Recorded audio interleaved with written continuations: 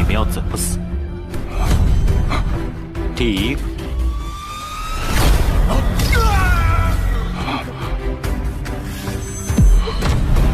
我赐你不痛之死，我赐你无息之死，我赐你希冀之死。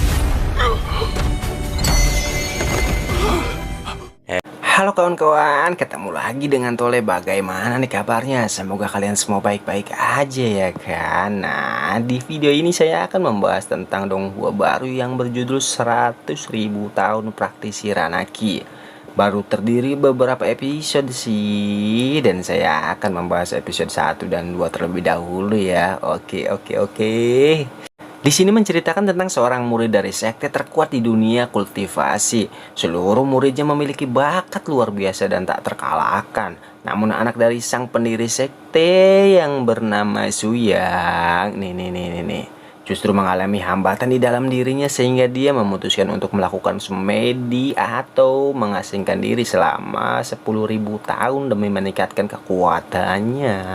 Seiring berjalannya waktu, sekte Tianlang mulai mengalami kemunduran sehingga Suyang yang baru saja selesai melakukan meditasi atau pengasingan diri memutuskan untuk membawa kembali sekte Tianlang ke puncak dunia atau kejayaannya.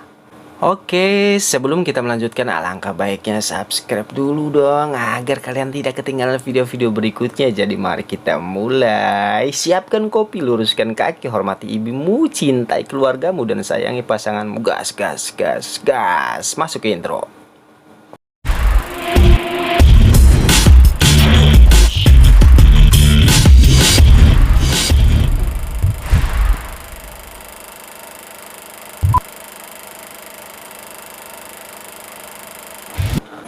Ribu tahun yang lalu, di sekte Tianlang, seorang ketetua bernama Jue Tiantong terlihat akan segera naik ke dunia atas.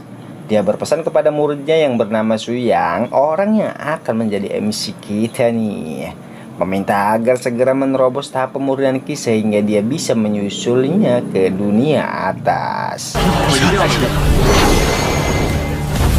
10 tahun berlalu sejak kejadian itu, tepatnya di 90.000 tahun yang lalu. Salah satu murid bernama Huo Bufan akhirnya berhasil menyusul sang guru ke dunia atas. Dia juga meminta Suyang untuk giat berlatih dan segera menerobos tahap pemurnian Ki. Pesannya ini sama seperti pesan gurunya kepada Suyang. 师弟，师兄要飞升了，师门就交给你了。知道了。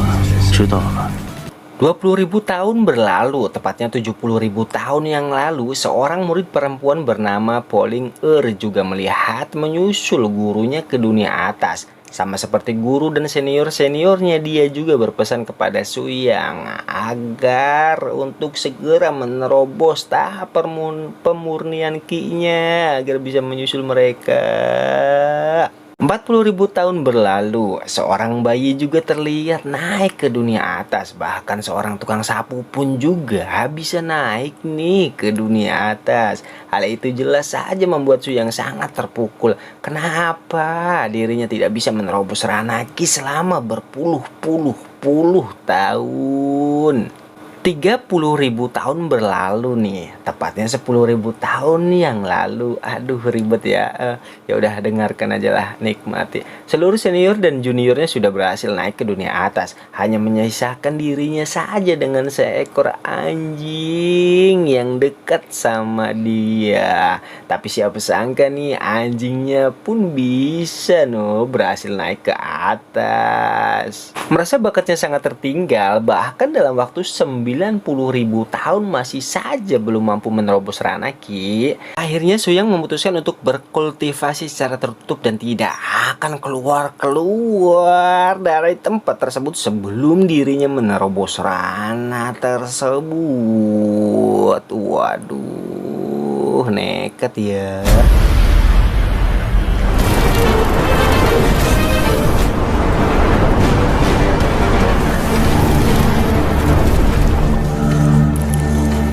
10 10.000 tahun kemudian, beberapa anggota dari sekte Yonshen yang dipimpin oleh anak dari ketua sekte terlihat mendatangi sekte Tianlang yang sudah mulai terpuruk dan memaksa seorang gadis yang bernama Li Xingshou, generasi terakhir dari sekte Tianlang, untuk menikah dengannya.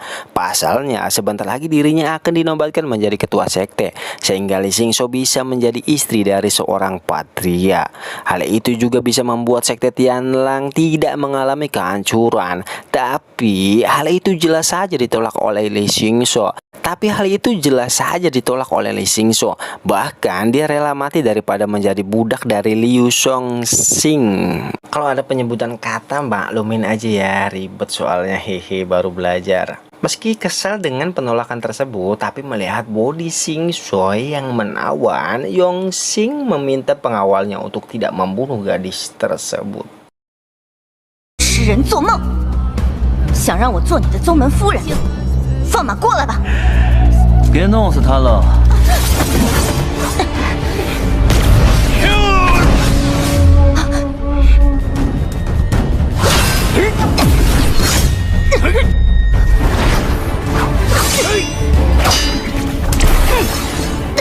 Dalam pertarungan 2 lawan 1, terlebih lagi musuhnya berada di ranah Foundation tahap sempurna. Berbeda dengan dirinya yang baru saja di tahap menengah, jelas saja membuat Li Xingshou terlihat kesulitan untuk melawan mereka.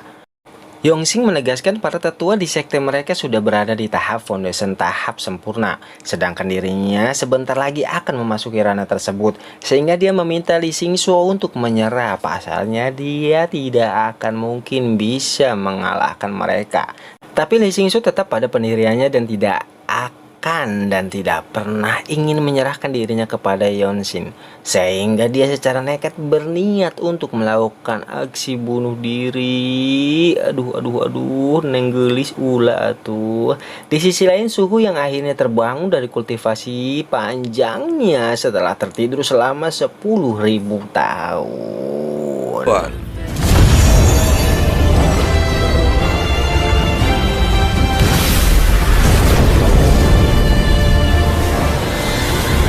Meski penampilannya terlihat menua, tapi Sun Yang memiliki sebuah teknik untuk mengembalikan wajahnya sama seperti 10.000 tahun yang lalu. Sayangnya, selama 10.000 tahun berkultivasi, Sun Yang masih saja belum mampu menerobos ranah ki tersebut. Tapi dia berhasil menyempurnakan ki di dalam tubuhnya sampai tahap 99999 lah, unlimited. 100 tahun berlalu, sekte Tianlang dan semua bangunan di dalamnya juga terlihat sudah menghilang dari dunia bawah. Tak lama merasakan jika anggota terakhir dari sekte Tianlang mencoba untuk bunuh diri, Sun Yang tiba-tiba muncul di lokasi Li Xingshou.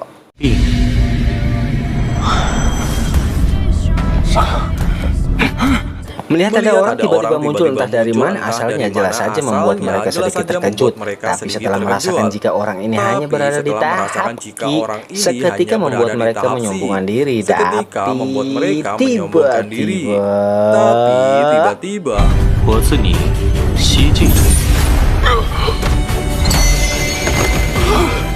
bahkan tanpa menyentuh tubuh musuhnya, Shuai Yang mampu dengan mudah menghabisi satu persatu anggota sekte Yunshong, sehingga Yongxing beranggapan jika orang yang dihadapannya bukanlah tahap Qi, melainkan tahap Jin, dan pasalnya hanya praktisi di ranah tersebut dia mampu membunuh praktisi ranah Foundation yang tanpa menyentuh.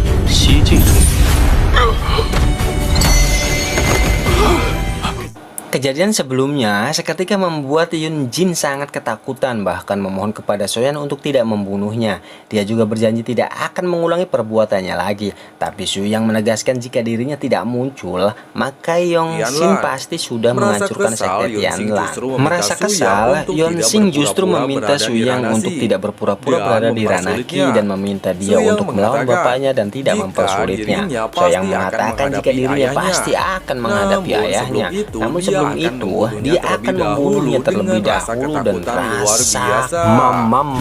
我只是练气气。馆长，金丹不是你呀！他到底是什么境界？我说了，只是练气气。不可能啊！怎么会这么厉害？两位想去哪儿啊？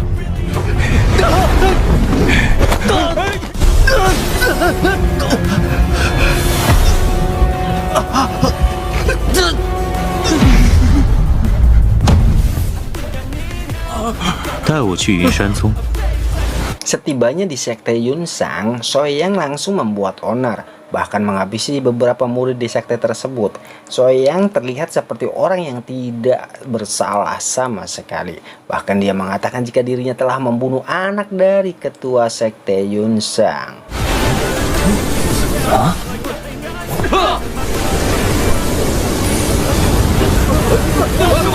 怎么突然变天了？ Mendengarkan hal itu, Liu Jin langsung tersulut emosi, bahkan dia langsung menggunakan teknik telapak Buddha untuk menyerang Su Yang.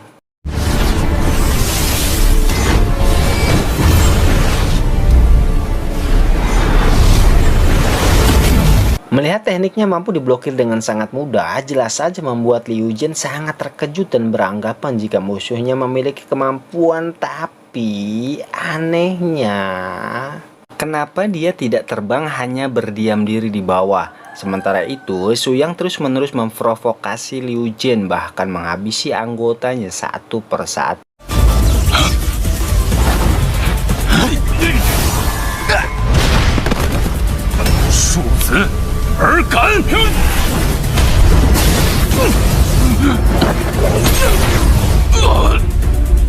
Lagi-lagi menyadari jika Su Yan mampu dengan mudah menghancurkan tangannya, semakin membuat Liu Jin bingung sebenarnya berada di ranah apa musuh yang dia hadapi.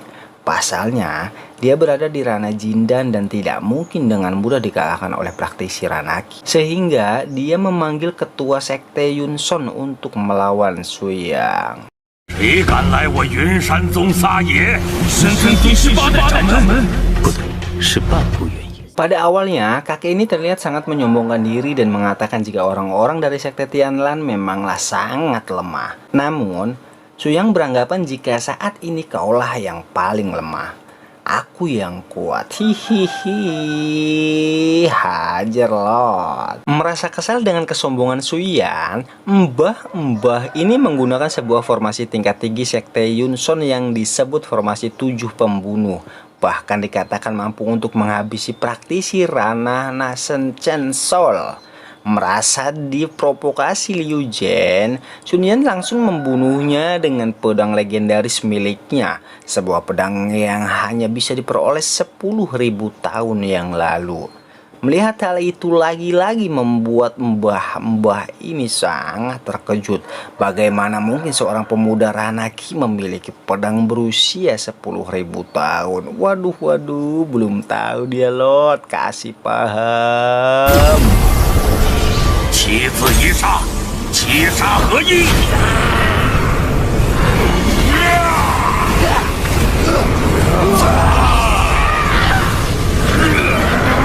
再杀，元婴。嚯！一光神照。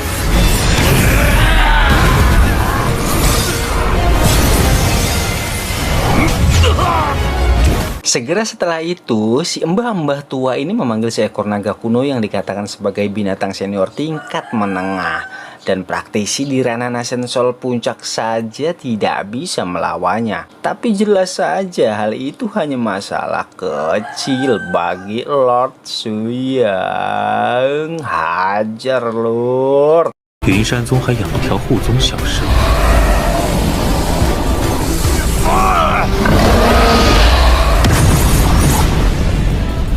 来这些焦肉的味道应该还不错。到底是什么劲？ Tak lama Lee Xingso dan anggota timnya tiba di tempat tersebut untuk membantu Xu Yang. Namun dia sangat terkejut ketika melihat orang yang mampu menghancurkan sekte Yun Sang sendirian. Setelah mengetahui nama orang di hadapannya adalah Sun Yang, seketika mereka semua memanggilnya dengan sebutan leluhur karena mereka tahu bahwa Sun Yang adalah seorang leluhur yang telah hidup lebih dari 100.000 tahun.